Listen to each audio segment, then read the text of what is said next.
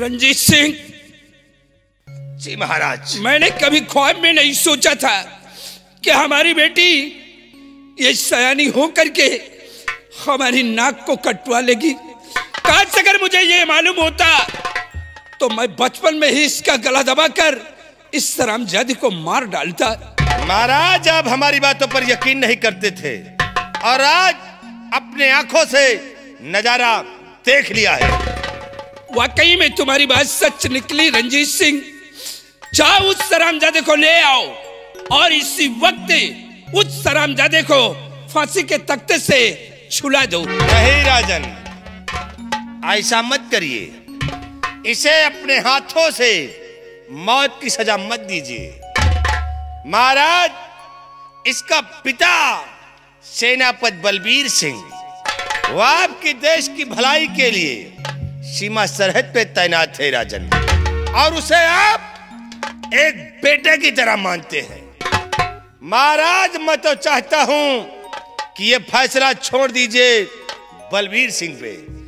देखिए कि बलबीर सिंह आज क्या फैसला करता है राजन। रंजीत सिंह, अगर ये बात है तो इसी वक्त हमारे बहादुर को फोन कर दो और फोन पे ये बोल दो कि महाराज राज दरबार में तुम्हारा बेसब्री के साथ इंतजार कर रहे हैं। शीघ्र दरबार में आकर के हाजिर हो। तो आज्ञा राजन। लगा फोन बलबीर सिंह को और बोल उससे कि सम्राट राज दरबार में बेसब्री से इंतजार कर रहे हैं। बहुत अच्छी बात सर। शीघ्र राज दरबार आकर हाजिर हो। लगा फोन। सर सेनापति जी का वही नंबर है पहले वाला 98 38 56 57 26।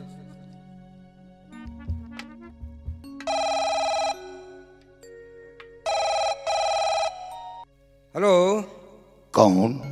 मैं दरबार का मुंशी राम दयाल बोल रहा हूँ सर। हाँ बोलो। आप कौन सर? मैं सेनापति Balbir Singh. Good morning sir. Good morning sir, महाराज जी आपको बहुत बेसब्री से इंतजार कर रहे हैं। सीमा से शीघ्र ही राज दरबार में उपस्थित हो जाएं। ठीक है, महाराज से बोल दो मैं बहुत जल्द दरबार पहुंच रहा हूँ। बहुत अच्छी बात सर।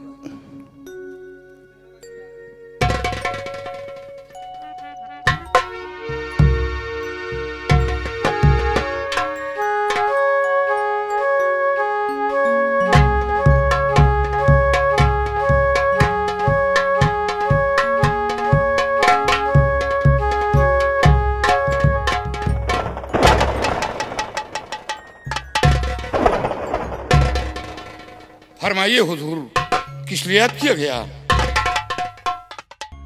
सेनापति बलबीर सिंह महाराज, आज मुझे बहुत बड़े दुख के साथ ये कहना पड़ रहा है।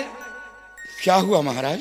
एक लड़के ने हमारी बेटी राजकुमारी दीक्षा को अपने मोहब्बत के जाल में फंसाकर हमारी साज शौकत, हमारी मान मर्यादा को उसने धूल में मिला दिया है। महाराज, वो कौन लड़का है जिसने आपके साहियत पर दाग लगाने की कोशिश की? मैं उसे जिंदा नहीं छोड़ूंगा।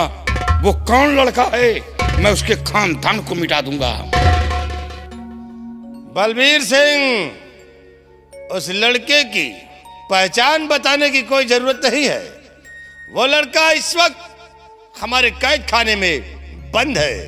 कैद खाने में नहीं, उसे मेरे समक्ष लाया जाए, मैं उसे जिंदा नहीं छोड़ूंगा। बलबीर सिंह, इसीलिए तो तुम्हें सीमा से राज दरबार में बुलाया गया है कि यह फैसला आज तुम्हें ही करना है। महाराज, आप घबराए नहीं, मैं उसे जिंदा नहीं छोड़ूंगा। उसने इतनी बड़ी गुस्ताखी की, हवेली की तरफ आंखें उठाई है, उसकी आंखें निकाल लूंगा। सिपाही, जाओ उस लड़के को बलबीर सिंह के समक्ष पेश किया जाए।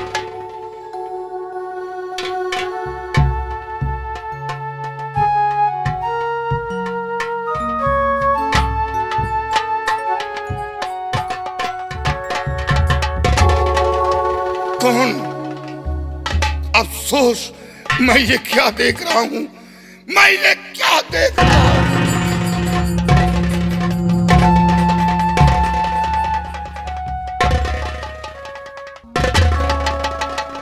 बलबीर सिंह महाराज, इसी लड़के ने हमारी शान शौकत, हमारी मान मर्यादा को धूल में मिलाया है और इसे सजा तुम्हें देना होगा, सजा तुम्हें देना है। हुजूर, हमें कुछ वक्त दिया जाए, मैं अपने बेटे से कुछ बातें करना चाहता हूं। ये बात मेरे दिल में नहीं समाती कि इतना बड़ा ख्वाब अपने दिल के अंदर क्यों सजा लिया। हमें कुछ वक्त दिया जाए।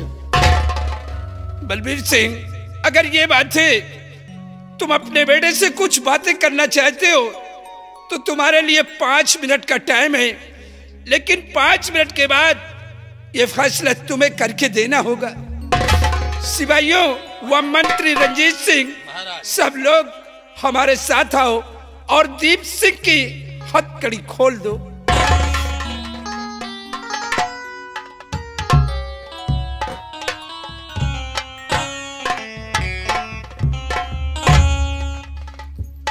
बेटा, कभी ख्वाब में नहीं सोचा था कि तू ऐसी घिनौनी हरकत करेगा। ऐसा कदम उठाने से पहले एक बार अपने पिता के बारे में सोच लेना था। तूने इतना बड़ा सपना सजा लिया कि तू आसाम राज का महाराज बनना चाहता।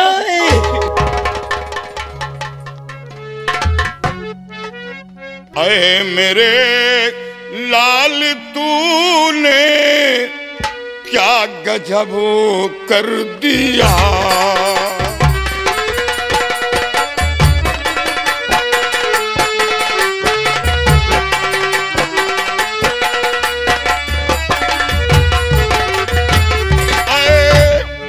मेरे लाल, तूने क्या गजब कर दिया।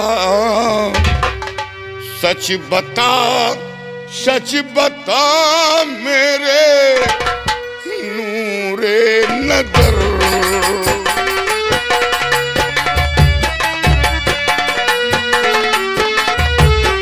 सच बता मेरे नूरे नजर।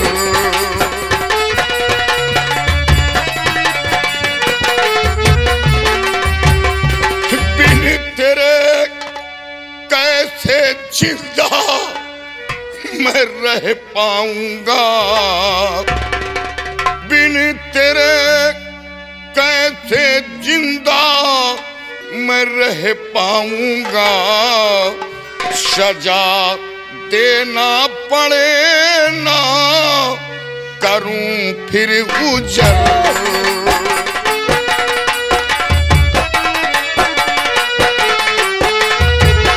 सजा देना पड़े ना करूं फिर गुजर।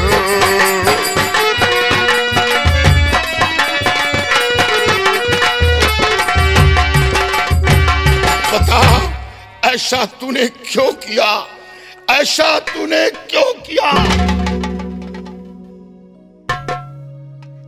बाबूजी, मैं खुद नहीं समझ पा रहा हूं कि किस गुनाह की मुझे सजा मिल रही है।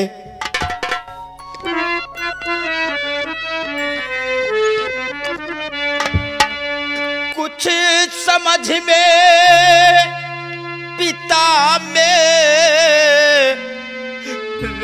आता नहीं। कुछ समझ में पिता मेरे आता नहीं। एक निर्दोष को है फंसाया गया।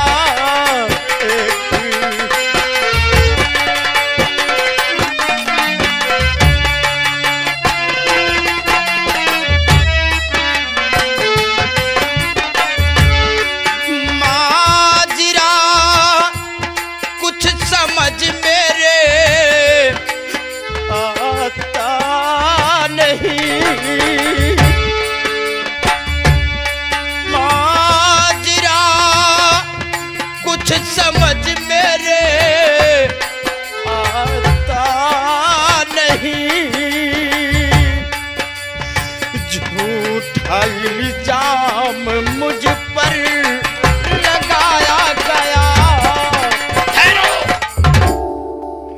झूठा इल्जाम, झूठा इल्जाम। अगर यह बात मंत्री रंजीत सिंह कहता तो मैं उसकी बात को गलत समझता, लेकिन यह बात महाराज ने खुद कहा। कोई बाप अपने घर की मान मर्यादा को धूल में नहीं मिलाएगा। हाँ बाबूजी, आपकी बात सत्य है कि कोई भी बाप अपनी बेटी के ऊपर कीचड़ नहीं उछालेगा। बाबूजी, आपकी बात सत्य है। अगर आप सच्चाई जानना चाहते हैं तो सुनिए बाबूजी। क्या सच्चाई है? हम तो आज शाम का मेला देखकर वापस आ रहे थे कि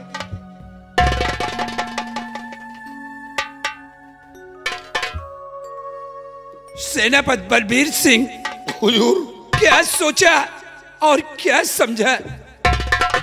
हुजूर, ये आपकी नजर में गुनहगार है तो ये सजा का हकदार है, इसे सजा मिलना वाजिब है। सेनापति बलबीर सिंह, काश अगर उस वक्त नजारा तुम अपनी आंखों से देखते तो तुम्हारा कलेजा दहल जाता। मालूम है इसने क्या किया है? ये हमारी बेटी का हाथ पकड़कर जबरदस्ती अपने सीने से लगाना चाहता। मैंने अपने आंखों से खुद देखा है। मैं इसे जिंदा नहीं छोड़ूंगा। महाराज, इकलौता बेटा है, सिर्फ एक औलाद है, दूसरा कोई संतान नहीं। हुजूर, ये सजा मेरे हाथों से ना दिलवाया जाए। हुजूर, एक बाप के हाथ बेटे को मौत की सजा दिलाकर मेरे दिल को मत तड़पाया जाए। हुजूर, ये काम मेरे बस के बाहर है, बल्कि हुजूर किसी जल्लाद के हाथ सौंप दो, लेकिन ये सजा मेरे हाथों से ना दिलवाया जाए।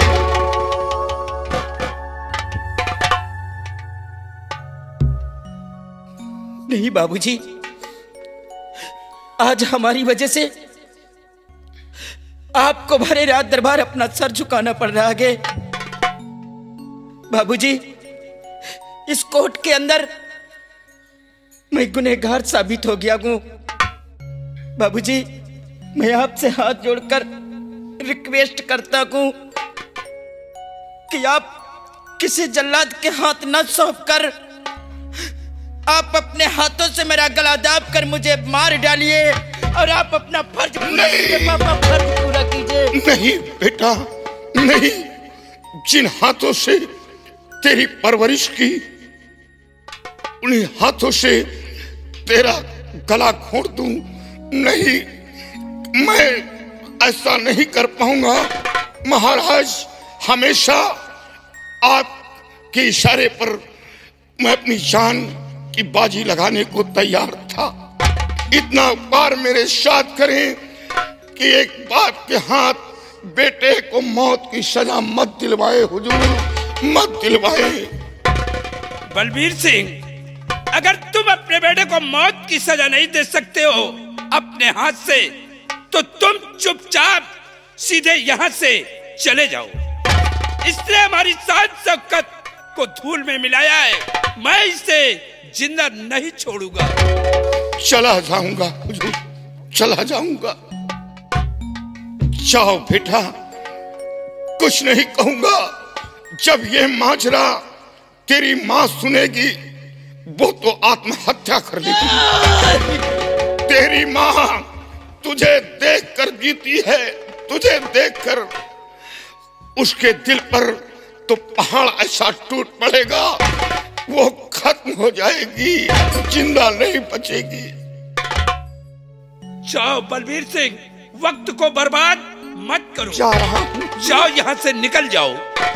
नहीं बाबूजी, आप मुझे जल्लाद के हाथ न सौंपकर आप मुझे अपने हाथों से मारकर अपना फर्ज पूरा कीजिए बाबूजी, अपना फर्ज पूरा कीजिए। सिपाहियों, इस शर्मजादे दीप को गिरफ्तार कर लो और मंत्री रंजीत सिंह राजन, इसी वक्त कालू जल्लाद को बुलाया जाए और ये काम कालू जल्लाद के हाथ से हम करवाएंगे। क्यों नहीं राजन, तशरीफ रखिए आप। सिपाही जी सर। बुला कालू जल्लाद को और सांप जैसे कालू जल्लाद के हाथ में। बहुत अच्छी बात। बुला कालू जल्लाद को। कालू जल्लाद राज दरबार में हाजिर हो। कालू जल्लाद हाजिर हो।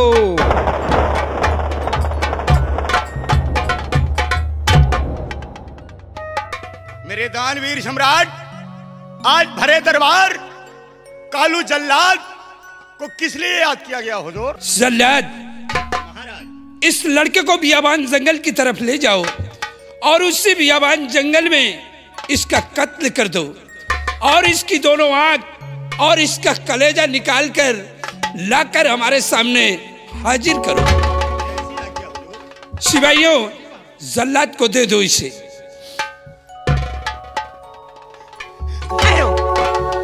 ये लड़का अभी नहीं जाएगा। फिर आ गई महाराज। इस कोर्ट में लड़के के हक में मैं कुछ बातें करना चाहती हूँ। इसने गुनाह क्या किया है? किस गुनाहों की सजा इसे मिल रही है? ये लड़का मेरे सीने पे चढ़ा था, मैं इसके सीने पे चढ़ी थी। ये मेरे कपड़े उतार रहा था, मैं इसके कपड़े उतार रही थी। किस गुनाहों की सजा मिल रही इसे? अरे सजा उससे मौत की दी जाती है जो भरे बाजार किसी लड़की की इज्जत लूट कर उसका कत्ल कर दे, उसे मौत की सजा दी जाती है। अगर इंसाफ करना नहीं आता है तुम्हें तो ताज उतार के फेंक दो। आपका इंसाफ क्या इसी के प्यार में पागल हो चुकी है? राजकुमारी दीक्षा, ये तुम नहीं बोल रही हो, बल्कि ये तुम्हारे सर पे जो इश्क का भूत सवार है, ये इसी का जादू बोल रहा है। सिपाहियों, ले जाओ, पकड़ो इस लड़की को और ले जाओ इसे घसीट कर इसे कमरे में ले जा करके बंद कर दो। ले जाओ इसे। मंत्री रंजीत सिंह, राजन, ये उसी लड़के के प्यार में पागल हो चुकी है। क्यों नहीं महाराज? सख्त पैरा दासियों को लगवा दो कि ये कमरे से बाहर निकलना नहीं चाहिए, और काज से अगर ये निकल गई तो दासियों से कह देना कि कोई भी दासी की खैर नहीं है। मैं चल रहा हूं।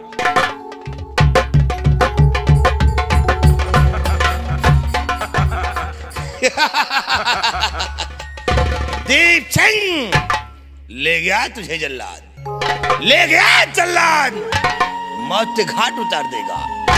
हराम चादे, मैंने कहा था कि तूने मेरा माल छीना है और मैं तेरी जिंदगी को छीन लूंगा।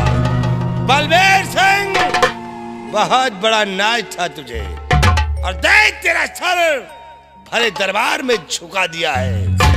अब देख कि मैं कौन सा खेल खेलता हूं। अब मैं इसी वक्त जाऊंगा कल्याणमल बाबा के पास। सम्राट, तुमने बलबीर सिंह पर रहम किया है, लेकिन रंजीत सिंह किसी पर रहम नहीं करेगा। जब तक तेरी लौंडिया को भी इस दुनिया से नहीं मिटवाऊंगा, तब तक चैन से नहीं बैठेगा। अब देखिए कि मैं कौन सा खेल और कौन सा शतरंज रचता हूं। याद रखो बलबीर सिंह, जब तक तुम्हारे खानदान को तिनके की तरह नहीं बिखेरूंगा, तब तक चैन से नहीं बैठूंगा। वक्त का इंतजार करिए बलबीर सिंह।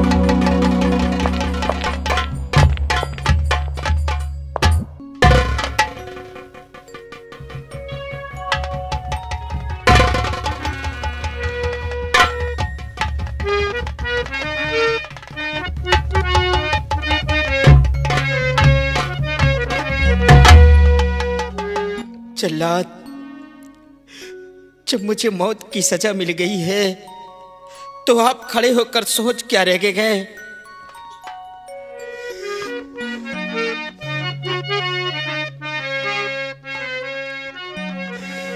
क्यों खड़े सोचते भैया जल्लाद तुम?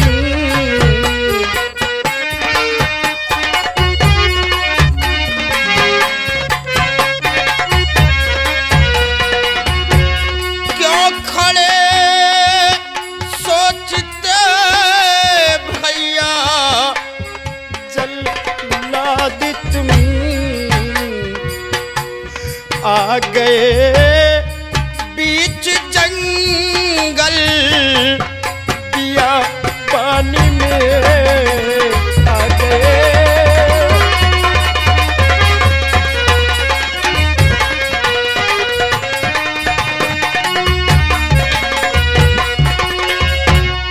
मार कर आखिर कलेजा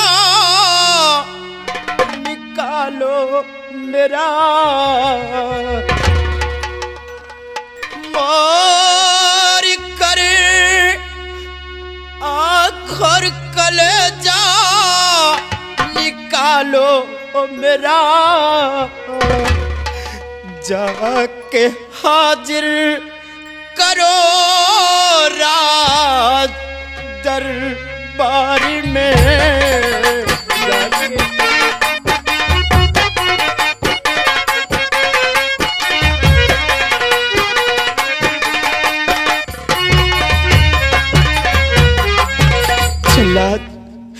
जब आप बियाबान जंगल में आ गए हैं तो आप खड़े होकर सोच क्या रह गए? मार दीजिए मुझे और हमारा आंख और कलेजा निकालकर राज दरबार में महाराज के समक्ष पेश कर दीजिए। ऐ लड़के, महाराज के आज्ञा अनुसार हम तुझे इस बियाबान जंगल में लेकर आए हैं और मैं तो ये सोच में पड़ गया था कि सबसे पहले हम तेरी आंख निकालें या कि कलेजा निकालूं। मैं तो ये सोच में पड़ गया था। जल्लाद, मैं आपसे हाथ जोड़कर रिक्वेस्ट करता हूं कि मेरा आंख और कलेजा निकालने से पहले आप मुझे जान से मार दीजिए। उसके बाद आप शौक से मेरा आंख और कलेजा निकाल लेना, लेकिन मुझे तड़पा तड़पा कर मत मारना जल्लाद। ठीक है लड़के, आखिरी वक्त मरने से पहले हम तेरी ख्वाहिश जरूर पूरा करेंगे। चल लेट जा। अब सबसे पहले हम तेरा सर कलम करेंगे, उसके बाद आंख और कलेजा निकालेंगे। चल लेट जा। या भगवान, जब ये खबर मेरी मां सुनेगी तो वो तो जीते जी अपने प्राण त्याग देगी। भगवान, मेरे माता पिता की रक्षा करना, उन्हें जीवन में कभी कोई कष्ट न पहुंचे।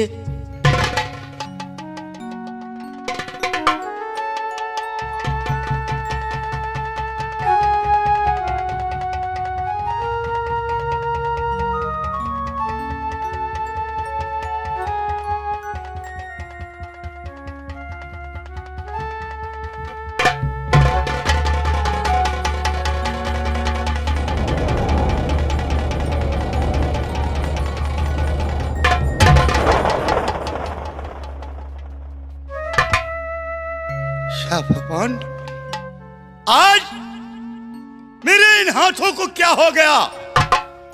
इन्हीं हाथों से सैकड़ों खून कर डाले, लेकिन आज ना जाने क्यों मेरे हाथ कांपने लगे। जैसे ही मैंने इस लड़के के ऊपर वार करना चाहा, मेरा बदन कांप उठा है, मेरे हाथ कांपने लगे हैं। अब मैं इसे नहीं मार पाऊंगा। ऐ लड़के, जा, अब तुझे मैं नहीं मार सकता।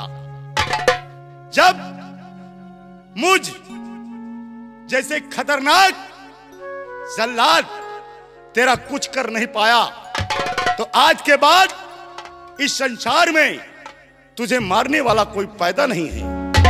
ऐसा लगता है कि जैसे कि इस लड़के के पास कोई दैवी शक्ति हो। जा, मैं तुझे आजाद करता हूं।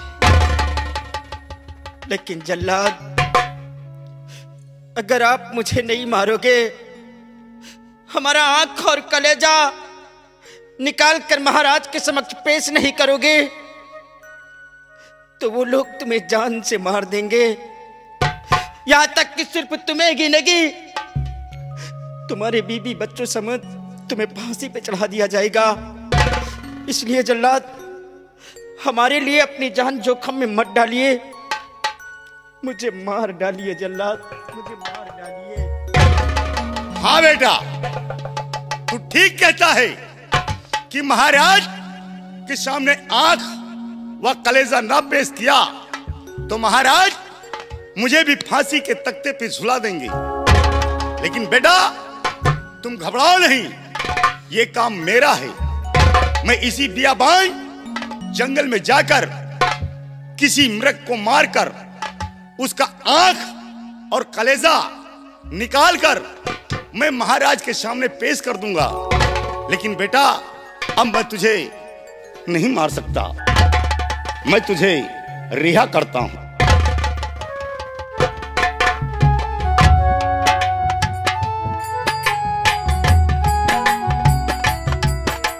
लेकिन हाँ बेटा, जाते जाते मैं इतना जरूर कहूंगा कि आज के बाद इस आसाम मुल्क की तरफ भूल कर भी अपना चेहरा नहीं दिखाना, अन्यथा दोबारा पकड़े गए तो तुम्हारी तो फांसी होना निश्चित है। लेकिन बेटा फिर तुम्हारे साथ साथ मेरी भी फांसी हो जाएगी। इसलिए आज के बाद तुम आसाम मुल्क की तरफ भूल कर भी अपना चेहरा नहीं दिखाना, और मैं जा रहा हूं। ठीक है जल्लाद, आज के बाद हम मुल्क आसाम की तरफ कभी नहीं आऊंगा, मैं कभी नहीं आऊंगा। जाओ बेटा, ये मेरा आशीर्वाद है कि जहां भी तुम रहोगे हमेशा खुशहाल रहोगे, तुम्हारा कोई बाल बांका नहीं कर पाएगा। और मैं जा रहा हूं।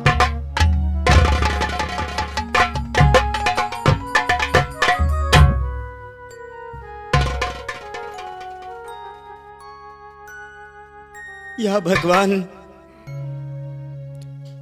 आज मेरी वजह से मेरे माता पिता का सर झुक गया।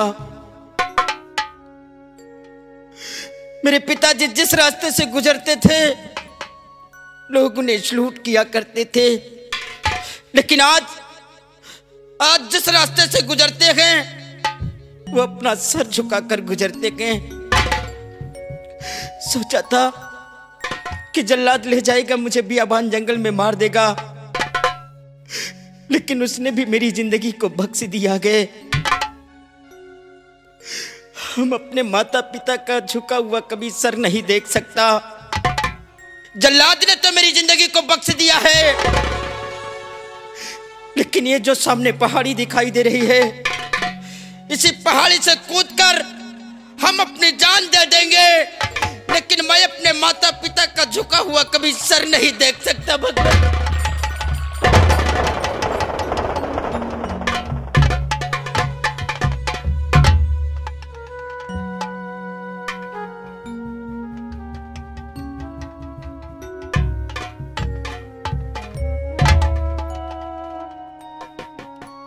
लेकिन एक बात मेरे समझ में नहीं आ रहा कि आते वक्त राजकुमारी जी ने अपने हाथ से अंगूठी उतारकर मेरे हाथ में क्यों पहनाया? जरूर इस अंगूठी का कोई राज्य होगा, तभी राजकुमारी जी ने अपने हाथ से उतारकर मेरे हाथ में पहनाया है। नहीं, अब मैं अपनी जान नहीं दूंगा, जीऊंगा इस धरती पर इस अंगूठी के रहस्य को जानने के लिए कि राजकुमारी जी ने अपने हाथ से उतारकर मेरे हाथ में क्यों पहनाया है। लेकिन इस दीप सिंह के नाम पर नहीं, जाऊंगा इस मुल्क आसाम के बीहड़ों में और बनाऊंगा एक अपना अच्छा सा ग्रोह और अपने आप को डाकू कर्मा के नाम पर विख्यात करूंगा। मैं समझ गया रंजीत सिंह कि जो मैंने तेरा अपमान चमन के अंदर किया, उसी अपमान का बदला तुमने मेरी जिंदगी से लिया है। लेकिन याद रखना रंजीत सिंह, जिस दिन इस कर्माक के कदम राजा सामने पड़ेंगे, आऊंगा साले तेरे बंगले पर, आऊंगा तेरे बंगले पर और खेलूंगा खून की होली। जिस तरह तुमने मेरी जिंदगी को छीना है, ये कर्माक तेरी जिंदगी को छीन लेगा। कभी सुख की नींद नहीं सोने दूंगा। अगर मैंने ऐसा ना किया तो अपनी माँ की कोख से जन्म नहीं लिया है।